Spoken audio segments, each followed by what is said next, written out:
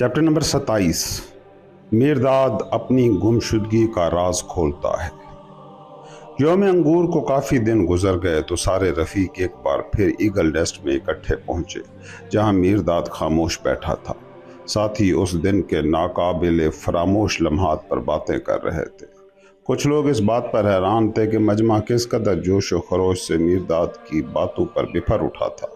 कुछ ने शमादम के रवैये पर हैरत जाहिर की। जब मैं खाने के तह खानों से सैकड़ों मटके और बैरल निकाले गए और बगैर कीमत के सब को बांट दिए गए, जब हिसाब खाने से वाजिब उल अदा कर्जों के कागज़ निकाल कर मजमे में जला दिए गए, जब बेश कीमत तहाइफ उनके असल देने वालों को वापस दे दिए गए, तो शमादम, जैसा हम सबको यकीन था कि ज़रूर मुखालफत करेगा, खामोशी से बेहरकत सिर्फ आंसू बहाता रहा।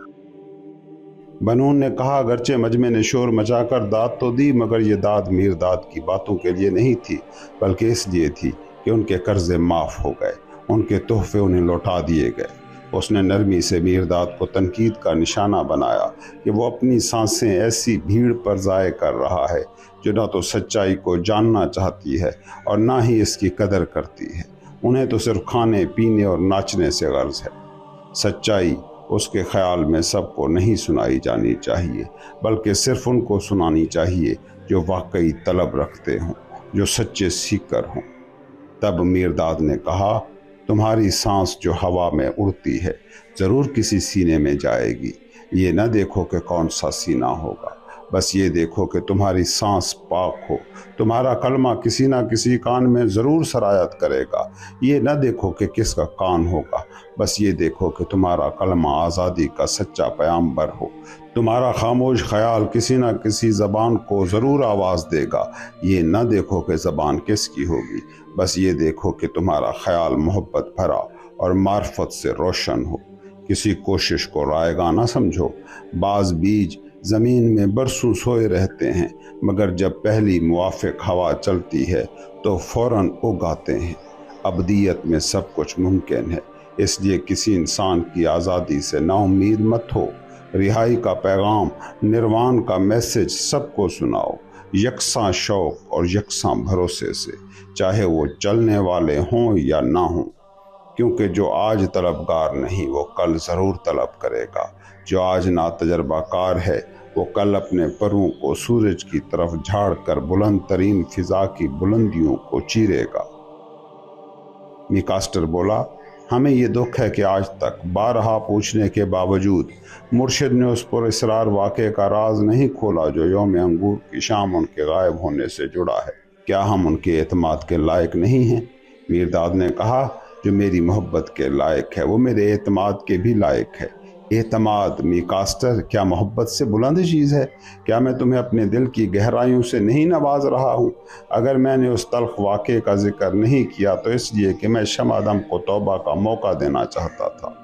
वही था जिसने दो अजनबियों की मदद से मुझे सीगल नेस्ट से अगवा करके तारीख गड्ढे में फेंक दिया था। बदनसीब शमादम, उसे क्या खबर थी कि वो गड्ढा जो उसे मौत की अलामत लगा था मेरे लिए नरम हाथों का इस्तकबाल बन जाएगा और मुझे जादुई सीढ़ी से चोटी तक ले जाएगा। ये सुनकर हम सब सख्ते में आ गए।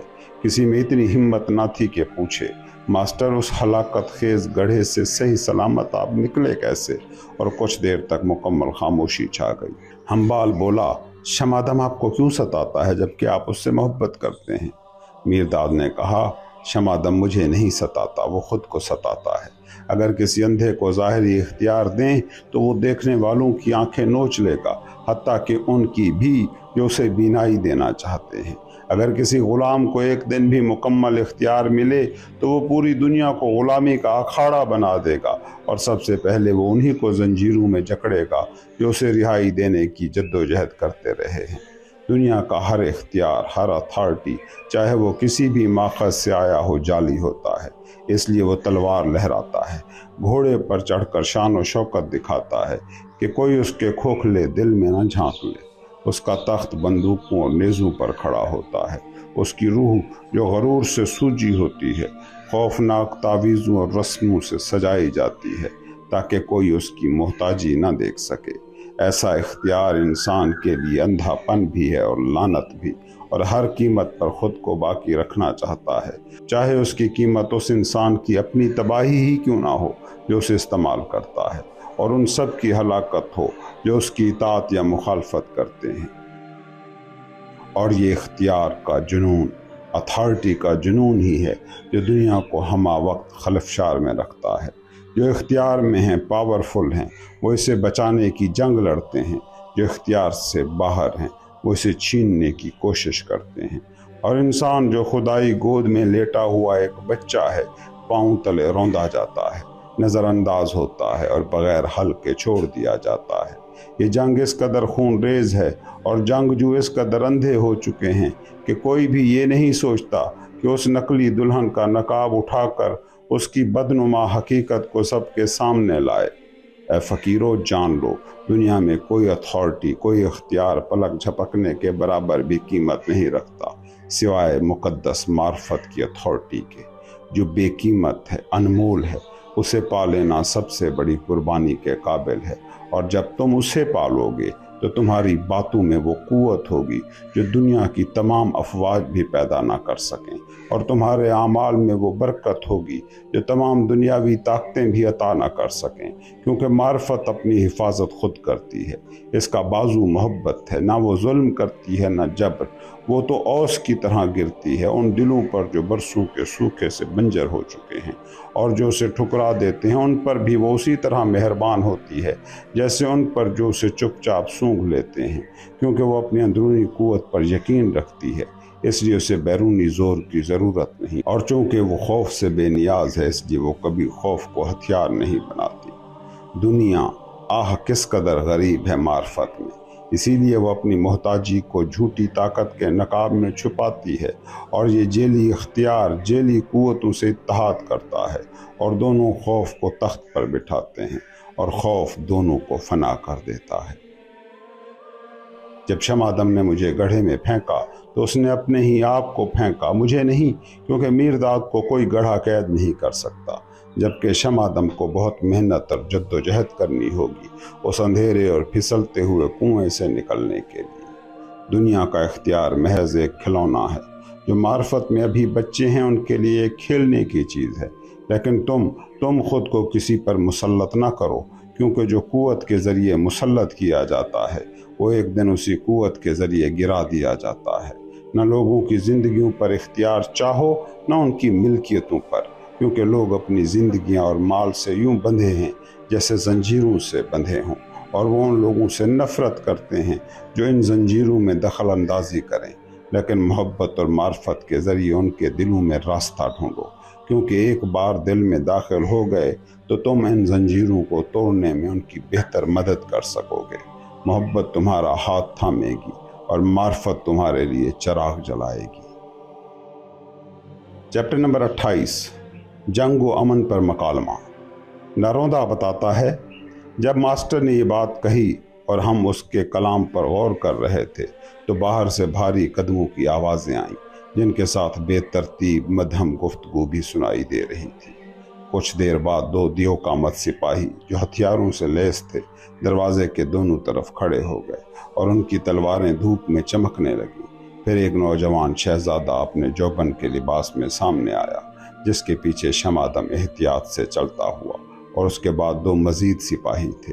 وہ شہزادہ ملک کی پہاڑی سلسلے میں سب سے طاقتور اور دور دور تک مشہور حکمرانوں میں سے ایک تھا۔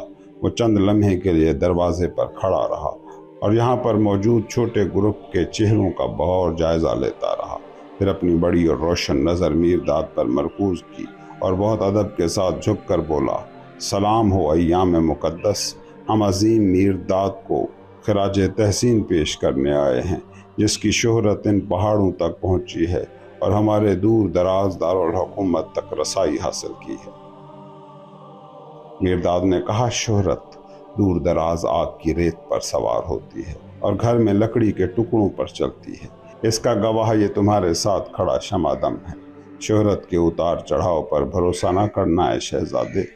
شہزادہ بولا، پھر بھی شہرت کے اتار چڑھاؤ میٹھے ہوتے ہیں، اور اپنے نام کو انسانوں کے ہونٹوں پر کندہ کرنا میٹھا ہوتا ہے۔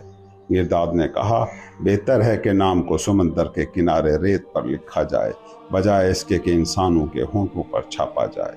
ہوا اور لہریں ریت سے اسے دھو ڈالیں گی اور چھینک اسے ہونٹوں سے اڑا دے گی۔ اگر تم چاہتے ہو کہ لوگ تمہارا نام بھلا نہ دیں تو اسے اپنے دلوں پر نقش کر دو۔ شہزادہ کہتا ہے، مگر انسان کے دل کئی تالوں میں بند ہیں۔ تالے تو بہت ہو سکتے ہیں مگر چابی ایک ہے۔ شہزادہ، کیا تمہارے پاس وہ چابی ہے؟ کیونکہ مجھے اس کی سخت ضرورت ہے۔ میرداد، تمہارے پاس بھی وہی چابی ہے۔ شہزادہ، افسوس تم مجھے میری اصل قیمت سے زیادہ پرکھتے ہو۔ میں نے طویل عرصے سے اپنے پڑوسی کے دل میں داخل ہونے کی چابی تلاش کی ہے مگر کہیں نہیں ملی۔ وہ ایک طاقتور شہزادہ ہے اور مجھ پر جنگ مسلط کرنے پر تلا ہوا ہے اور مجھے اپنی پرامن فطرت کے باوجود اپنے بازو اٹھانے پڑتے ہیں۔ میرے تاج اور زیور تمہیں دھوکہ نہ دیں ماسٹر، میں ان میں وہ چابی نہیں پا سکتا جس کی تلاش ہے۔ میرداد، وہ چابی تمہارے تاج اور زیور میں چھپی ہوئی ہے لیکن تم اسے تھامے ہوئے نہیں ہو۔ وہ تمہارے قدموں کو روکتی ہے، تمہارے ہاتھ کو روک دیتی ہے اور تمہاری نظر کو بھٹکا دیتی ہے، جس سے تمہاری تلاش بے نتیجہ رہتی ہے۔ شہزادہ کہتا ہے، ماسٹر، اس کا کیا مطلب ہے؟ کیا مجھے اپنا تاج اور زیور اتارنے ہوں گے تاکہ اپنے پڑوسی کے دل کی چابی پا سکوں؟ میرداد کہتا ہے، اگر تم انہیں رکھنا چاہتے ہو تو پھر اپنے پڑوسی کو کھو دو، اور اگر اپنے پڑوسی کو کھونا نہیں چاہتے ہو تو اپنے تاج اور زیور سے دستبردار ہو جاؤ، اور پڑوسی کو کھونا خود کو کھونا ہے۔ شہزادہ، میں اپنے پڑوسی کی دوستی اتنی مہنگی قیمت پر کیوں خریدوں گا؟ میرداد، اور کیا تم خود کو اتنی معمولی قیمت پر خریدنا نہیں چاہو گے؟ شہزادہ، مجھے خریدنا نہیں، میں قیدی نہیں ہوں کہ کسی رقم کی ادائیگی کروں، اور اس کے علاوہ میرے پاس ایک بھاری تنخواہ والی اچھی طرح سے تیار شدہ فوج ہے جو میری حفاظت کرتی ہے۔ میرا پڑوسی اس سے بہتر فوج کا دعویٰ نہیں کر سکتا۔ میرداد کہتا ہے، ایک شخص یا چیز کا قیدی ہونا بھی بہت تلخ قید ہے جو برداشت کرنی مشکل ہے۔ ایک فوج اور چیزوں کے لشکر کا قیدی ہونا تو بغاوت سے بھی بدتر قید ہے، کیونکہ کسی چیز پر انحصار کرنا خود اس چیز کی قید میں ہونا ہے۔ اس لیے صرف خدا پر انحصار کرو۔ خدا کا قیدی ہونا واقعی آزادی ہے۔ شہزادہ، کیا مجھے خود کو، اپنے تخت کو، اپنی رعایا کو بے حفاظت چھوڑ دینا چاہیے؟ میرداد، تمہیں خود کو بے حفاظت نہیں چھوڑنا چاہیے۔ شہزادہ، اسی لیے تو میں ایک بڑی فوج رکھتا ہوں۔ میرداد، اسی لیے تمہیں اپنی فوج کو برخاست کرنا چاہیے۔ شہزادہ، مگر میرا پڑوسی فوراً میری سلطنت پر حملہ کر دے گا۔ میرداد، تمہاری سلطنت وہ قابو کر سکتا ہے مگر تمہیں کوئی بھی انسان نگل نہیں سکتا۔ دو قیدیں مل کر بھی آزادی کے لیے چھوٹا سا گھر نہیں بنا سکتی۔ خوش ہو اگر انسان تمہیں اپنی قید سے نکال دے، مگر حسد نہ کرو اس انسان پر جو خود تمہاری قید میں آنا چاہتا ہے۔ شہزادہ، میں ایک ایسے خاندان سے ہوں جس کی بہادری میدان جنگ میں مشہور ہے۔ ہم کبھی جنگ دوسروں پر مسلط نہیں کرتے ہیں، مگر جنگ جب ہم پر مسلط کر دی جاتی ہے تو ہم کبھی پیچھے بھی نہیں ہٹتے، کبھی میدان چھوڑ کر بھی نہیں جاتے، جب تک دشمن کی لاشوں پر اپنے جھنڈے گاڑ نہ دیں۔ تم مجھے غلط نصیحت کر رہے ہو جب تم کہہ رہے ہو کہ میں اپنے پڑوسی کو راستہ دے دوں۔ میرداد، کیا تم نے نہیں کہا تھا کہ تم امن چاہتے ہو؟ شہزادہ، ہاں، میں امن چاہتا ہوں۔ میرداد، تو پھر لڑائی مت کرو۔ شہزادہ، مگر میرا پڑوسی مجھ سے لڑنے پر مصر ہے اور مجھے اس سے لڑنا ہوگا تاکہ ہمارے درمیان امن قائم ہو سکے۔ میرداد، تم اپنے پڑوسی کو مارنا چاہتے ہو تاکہ اس کے ساتھ امن سے رہ سکو؟ کیا عجیب منظر ہے۔ مردے کے ساتھ امن سے رہنا کوئی بہادری نہیں، لیکن زندہ کے ساتھ امن سے رہنا بڑی فضیلت ہے۔ اگر تمہیں کسی زندہ انسان یا چیز سے لڑنا ہے جس کے ذوق اور مفادات تم سے کبھی کبھار ٹکراتے ہوں، تو لڑائی خدا کے خلاف کرو جس نے ان چیزوں کو پیدا کیا ہے۔ کائنات کے خلاف لڑو، کیونکہ بے شمار چیزیں تمہارا ذہن پریشان کرتی ہیں، دل کو تکلیف دیتی ہیں اور تمہاری زندگی پر جبراً مسلط ہو جاتی ہیں۔ شہزادہ، اگر میں اپنے پڑوسی کے ساتھ امن چاہتا ہوں مگر وہ لڑنا چاہتا ہے تو میں کیا کروں؟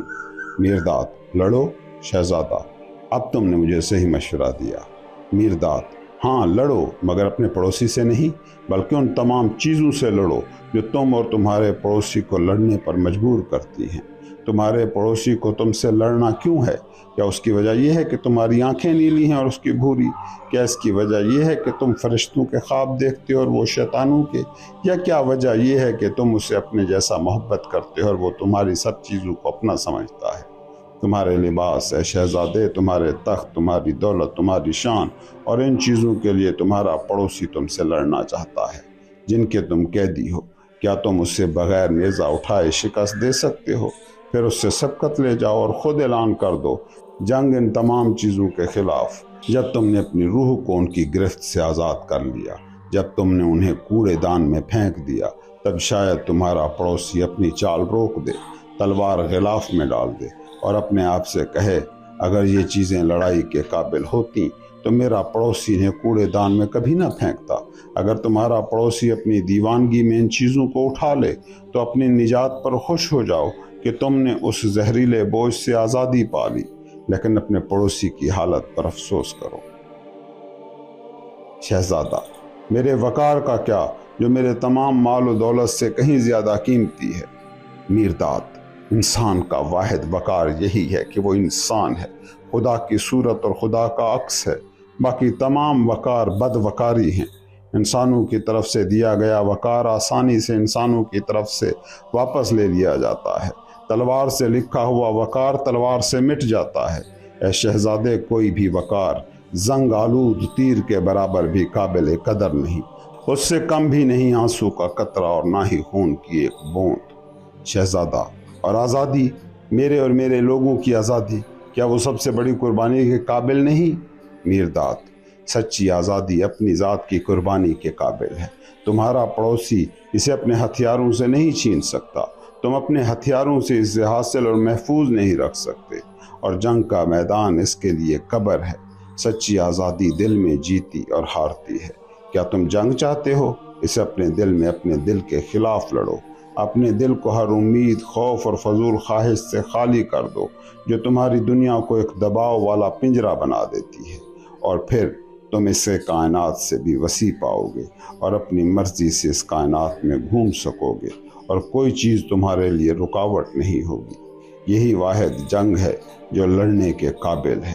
ایسی جنگ میں مصروف ہو جاؤ اور تمہارے پاس دوسری کوئی بھی جنگ کے لیے وقت نہیں بچے گا، جو تمہارے لیے ایک نفرت انگیز وحشی پن اور شیطانی چال ہوگی، جو تمہارے ذہن کو منتشر کرے گی، تمہاری طاقت کم کرے گی اور تمہیں اپنے آپ کے ساتھ عظیم جنگ ہارنے پر مجبور کرے گی، جو حقیقت میں ایک مقدس جنگ ہے۔ اس جنگ میں فتح حاصل کرنا امر جیت ہے، مگر کسی اور جنگ میں جیتنا ذلت سے بھی بدتر۔ یہی سب جنگوں کا المیہ ہے کہ فاتح اور مغلوب دونوں ہار کو گلے لگاتے ہیں۔ کیا تم امن چاہتے ہو؟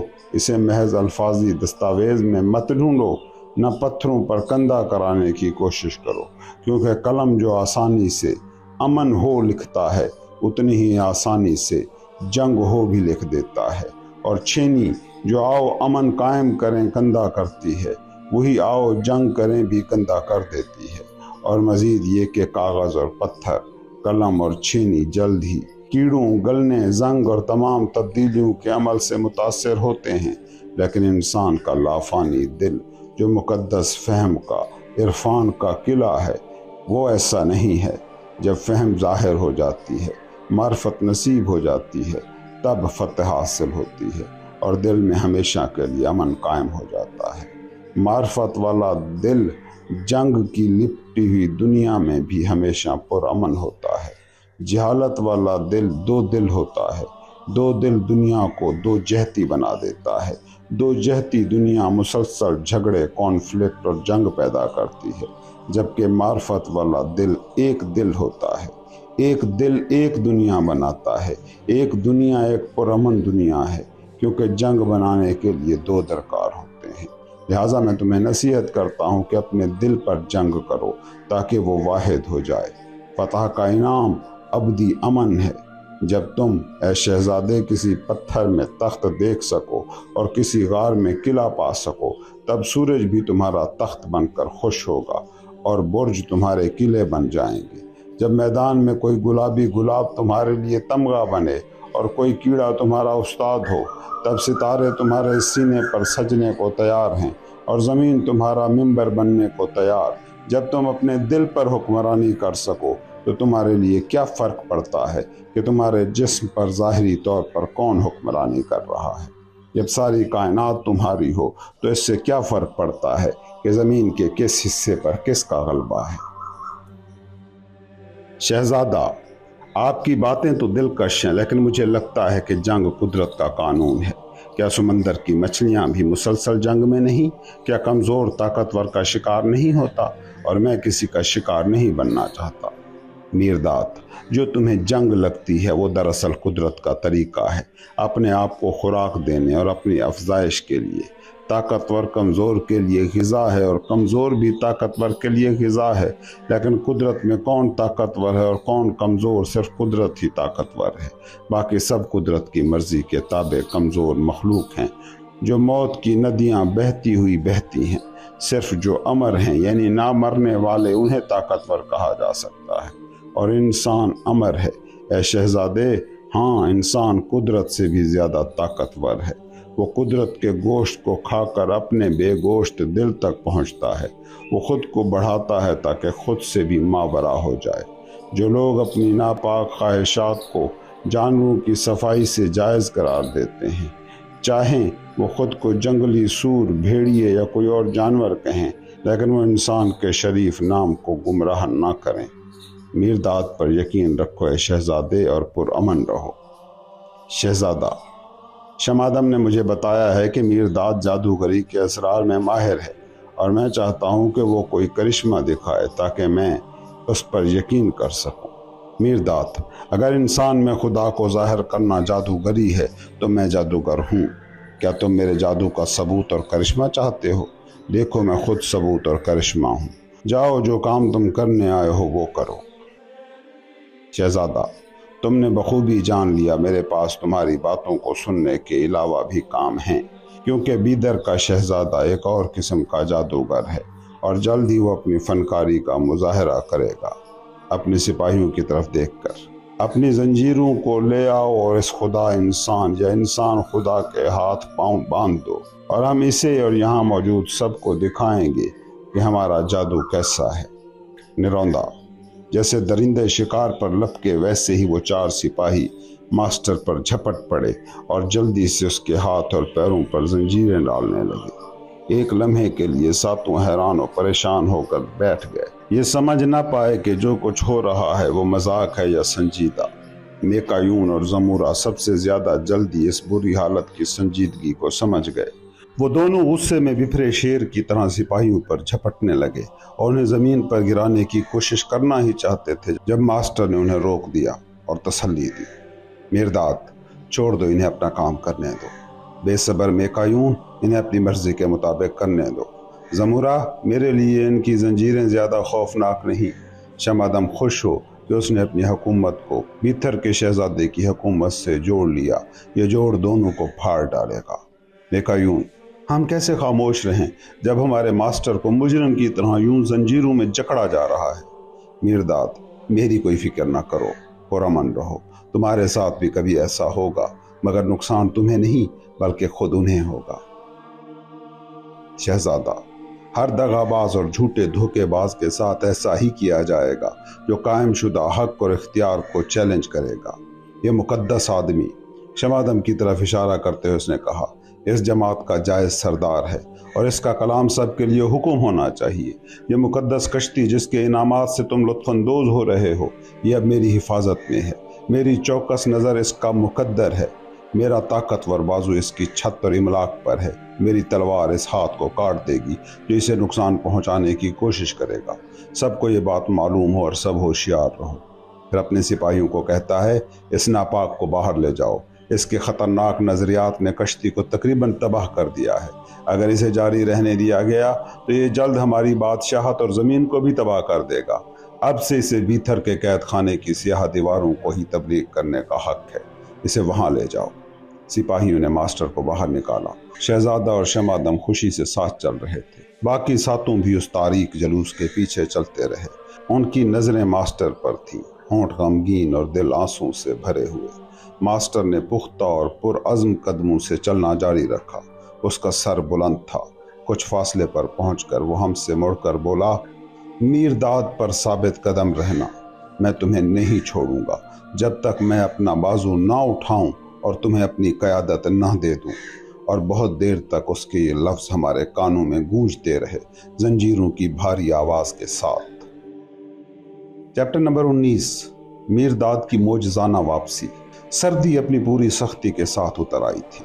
सफ़ेद, बेसदा और तेज धार चाकू की मानंद काटती हुई। पहाड़ बर्फ की चादर ओढ़े खामोश खड़े थे, जैसे सदियों से सांस रोके खड़े हों। नीचे जर्द पत्तों से लबरेज वादियां खिजां के दुख को रो रही थी, और कहीं दूर एक चमकती हुई नदी खामोशी से समंदर की तरफ महवे सफर थी, अपने मुकद्दर की तरफ, बेसदा, बगैर शिकायत के। कश्ती के अंदर खामोशी की एक और ही किस्म थी, ऐसी खामोशी जो सिर्फ गहरे खला से जन्म लेती है। साथी उम्मीद और शक के दरमियान डोल रहे थे। मेकायून, मिकास्टर और जामूरा को यकीन था कि मास्टर अपने वादे के मुताबिक ज़रूर लौटेंगे, मगर हम बाल, अबीमार और बनून शकूक में मुब्तला थे। और सच ये है कि हम सब के अंदर कोई खला था, कोई धुंध जो दिल को चीर रही थी। कश्ती जो कभी हरारत का घर थी, अब बेजान लग रही थी। बर्फ ने दीवारों को छू लिया था और शमादम की तमाम तर कोशिशों के बावजूद वो दीवारें गर्म न हो सकी। वो हमें उम्दा खाना देने लगा, शराब पेश करता, जलती आग मुहैया करता, मगर न खाने में जायका था, न शराब में जिंदगी, न आग में हरारत। वो नर्म लहजे में बात करता, दिलजोई की अदाकारी करता, मगर वो जितनी मोहब्बत जताता, हम उतने ही उससे दूर होते गए। बिलाखिर एक दिन वो खामोशी तोड़ बैठा। उसकी आवाज़ में वही पुराना खलूस झलक रहा था, मगर हमें अब अल्फाज से ज़्यादा खालीपन महसूस होता था। मेरे अजीज़ साथियों, उसने कहा, अगर तुम समझते हो कि मीरदाद से मुझे कोई ज़ाती दुश्मनी है तो तुम गलत हो। मुझे उस पर तरस आता है। वो शायद बुरा आदमी ना हो, लेकिन एक ख़तरनाक ख्वाब देखने वाला आदर्शवादी है। वो एक ऐसा ख्वाब जो सिर्फ तबाही की तरफ ले जाता है। शमादम बोलता रहा, मीरदाद को इल्ज़ाम देता रहा, कहता, मैंने तुम्हें सब कुछ दिया है, सुकून, अमन, गरम छत, भरा हुआ पेट, और मीरदाद तुम्हें क्या देता है? अंधेरे ख्वाब, गुर्बत, बगावत, बेयकीनी। वो तुम्हें एक कश्ती का ख्वाब दिखाता है जो पानी पर नहीं हवा में चलती है। क्या ये होशमंदी है या दीवानगी? हम चुप रहे, न हाँ कही न इनकार किया, क्योंकि हमारे दिल अभी तक मास्टर के साए से भरे हुए थे। शमादम रोने लगा। उसकी आंखों से आंसू बहे, मगर उन आंसू की कोई गूंज न थी, कोई दिल ऐसा न था जिस पर वो आंसू दस्तक दे पाए। फिर एक सुबह जब सूरज पहाड़ों की चोटियां चूमने लगा, जामूरा ने खामोशी में एक पुराना साज छेड़ा।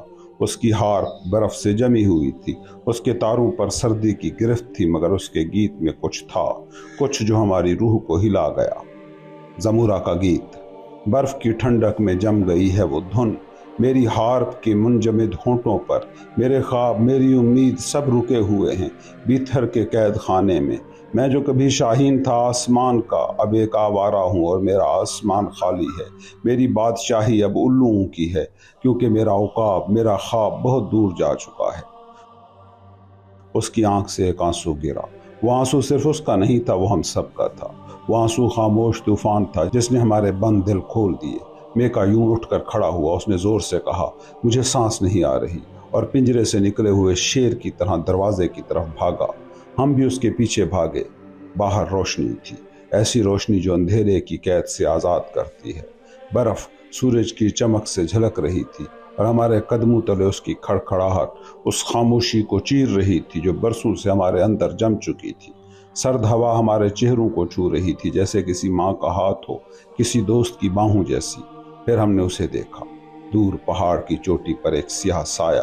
किसी ने कहा शायद भेड़िया है या पत्थर है, मगर वो साया तो हमारी तरफ बढ़ रहा था, और फिर वो एक शबीह बन गया। मेका यूं चिल्ला कर बोला, वही है, वही है। और हाँ, ये वही था। लंबा, संभला हुआ, शाहाना चाल, बहते हुए कपड़े, नरम पैरों में लकड़ी की चप्पलें।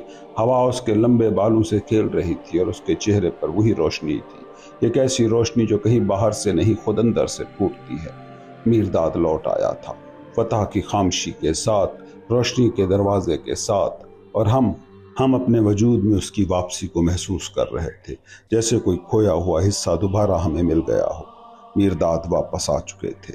پہاڑوں سے اتر کر روشنی کے دامن میں لپٹا وہ ایک ایسی شان سے چلے آ رہا تھا جیسے وقت کے دریا سے نکلا ہو، اور پہلا شخص جو اس کے قدموں تک پہنچا وہ میکایون تھا۔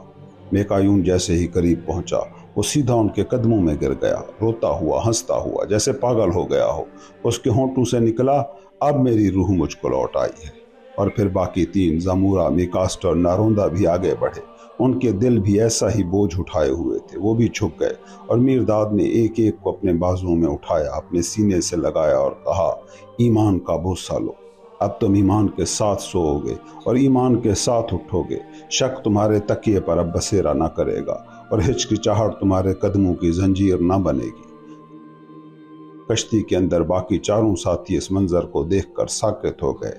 پہل جب انہوں نے میرداد کو دیکھا تو گھبرا گئے، ایسا لگا جیسے وہ کوئی سایہ ہو یا کوئی بھٹکتی روح۔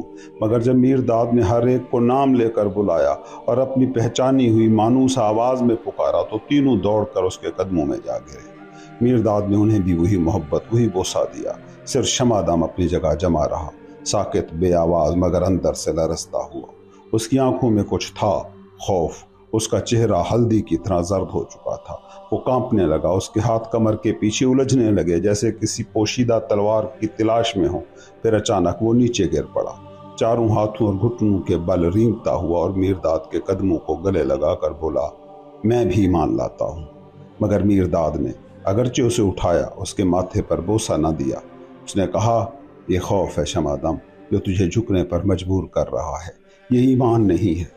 تو اس جادو سے ڈر گیا ہے جس نے مجھے کالے کنویں اور بیتھر کے قید خانے سے نکالا ہے۔ تو میرے انتقام سے ڈر گیا ہے مگر محبت سے واقف نہیں ہے۔ یاد رکھ، جو ایمان خوف سے پیدا ہوا وہ صرف جھاگ ہے، جیسے سمندر کی جھاگ جو ہوا کے جھونکوں سے اڑ جاتی ہے، مگر جو ایمان محبت سے پیدا ہوتا ہے وہ جڑیں رکھتا ہے۔ اس کا پھل عرفان ہے اور اس کی خوشبو فہم ہے۔ اگر تو خدا سے بھی ڈرتا ہے تو اس پر ایمان نہ لا، کیونکہ محبت اور خوف ایک دل میں جمع ہو نہیں سکتے۔ شمادم اپنی نظریں زمین میں گاڑے آہستہ آہستہ پیچھے ہٹا۔ وہ بولا، میرداد مجھے صرف ایک دن کے لیے اپنا خادم بننے دو۔ تم سرد ہو، تمہیں کپڑے چاہیے، تم بھوکے ہو، تمہیں گوشت چاہیے۔ میرداد نے نرمی سے جواب دیا، میرے پاس ایک اور قسم کا گوشت ہے جو جسم کو نہیں روح کو غذا دیتا ہے۔ میرے پاس ایک اور قسم کی حرارت ہے جو اون سے نہیں، آگ سے نہیں، بلکہ دل کی روشنی سے آتی ہے۔ پھر میرداد نے آسمان کی طرف دیکھا۔ دیکھو، پہاڑوں کی چوٹیوں پر سمندر نے اپنے آپ کو منجمد کر لیا ہے۔ وہ جو کبھی شور کرتا تھا اب برف بن چکا ہے، مگر یہ صرف کچھ دیر کے لیے ہے۔ بہار آئے گی، سمندر جاگے گا سوتے ہوئے سانپ کی طرح اور اپنی آزادی واپس لے لے گا، اور پھر دوڑے گا، پھر بادلوں پر چھائے گا اور زمین کو پھر سے نم کرے گا۔ لیکن کچھ لوگ ہیں شمادم جیسے جو ہمیشہ سردیوں میں جیتے ہیں، جن پر کبھی بہار نہیں اترتی۔ وہ لوگ جو نیند میں جیتے ہیں اور نیند ہی میں مر جاتے ہیں۔ میں آیا ہوں انہیں جگانے، انہیں نیند سے نکالنے اور ان گڑھوں سے نکالنے جہاں انہوں نے خود کو چھپایا ہوا ہے۔ ایمان لاؤ شمادم، میرے لیے نہیں، اپنے لیے۔ ناروندا بتاتا ہے، شمادم کچھ دیر ساکت کھڑا رہا، خاموش، بے حرکت۔ بینون نے میری طرف جھک کر سرگوشی کی، ماسٹر سے پوچھو کہ وہ بیتھر کے قید خانے سے کیسے بچ نکلے۔ مگر میری زبان میں طاقت نہ تھی، اور اس سے پہلے کہ سوال پوچھا جائے ماسٹر نے خود ہی جواب دیا، بیتھر کا قید خانہ اب قید خانہ نہیں رہا، وہ اب ایک مزار ہے، اور شہزادہ بیتھر اب شہزادہ نہیں رہا، وہ تمہاری طرح صرف ایک سیکھنے والا ہے، ایک یاتری، ایک سیکر۔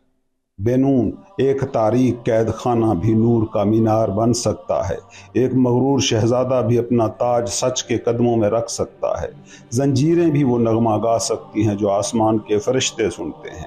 معرفت کے سامنے کچھ بھی معجزہ نہیں، اور یہی واحد معجزہ ہے، سمجھنا، دیکھنا، عرفان، جاننا۔ ناروندا، جب میرداد نے کہا کہ شہزادہ بیتھر نے اپنا تاج چھوڑ دیا تو شمادم پر جیسے آسمان گر پڑا، وہ لرزنے لگا، اس کا جسم جھٹکوں میں آ گیا، ہمیں لگا شاید وہ دم توڑ دے۔ اسے ایک شدید دورہ پڑا اور بے ہوشی چھا گئی۔ ہم نے گھنٹوں محنت کی، جب جا کے وہ ہوش میں آیا، مگر ہمارے دل میں ایک نئی روشنی، ایک نئی آگ لگ چکی تھی۔ میرداد واقعی واپس آ چکا تھا۔